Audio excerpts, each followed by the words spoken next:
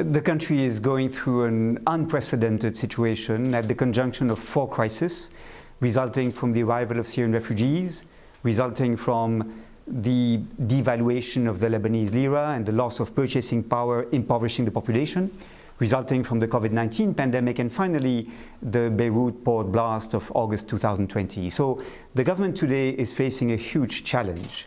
And I spoke to 10 ministers as well as to Prime Minister Mikati about this.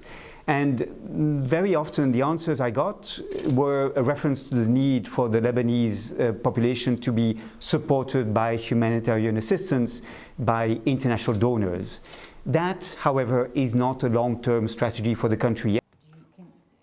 Well, we certainly should synchronize that this is a country where there is wealth, but the wealth, the riches that there are not used for the benefit of the population, in large part because the taxation system is full of leaks, is regressive, is not allowing the government to finance public policies in support of the population, and in particular to establish robust social protection systems that go beyond the meager cash transfer systems that have been put in place and shall be further developed in the next few months.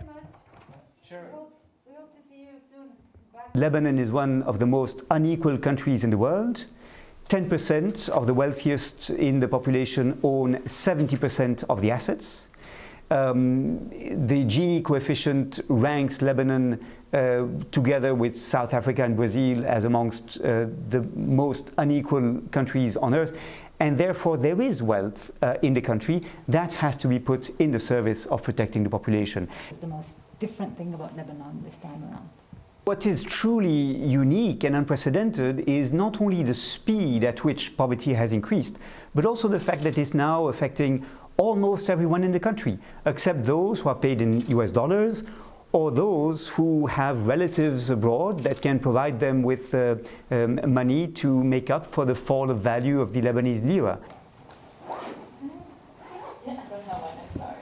I spoke with interlocutors, including the Minister of Finance, Youssef Khalil, and the Governor of the Central Bank, Riyad Salameh, who are members of the negotiating team of Lebanon with the IMF, who agreed that the losses of the banking system that are very important shall have to be borne not by the small depositors but by the shareholders of banks and by the largest depositors having put money in the commercial banks in Lebanon.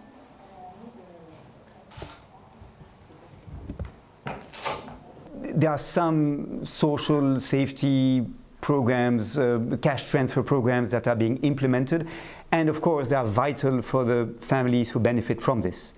But the level of support is minimal, and the number of families that are reached is very small. The National Poverty Targeting Program, for example, the NPTP, reaches today 36,000 families, and even if that is to be expanded to 75,000 families, this would only be about 1/10 of the Lebanese population, despite the impoverishment of the population being spread across all groups within Lebanese society.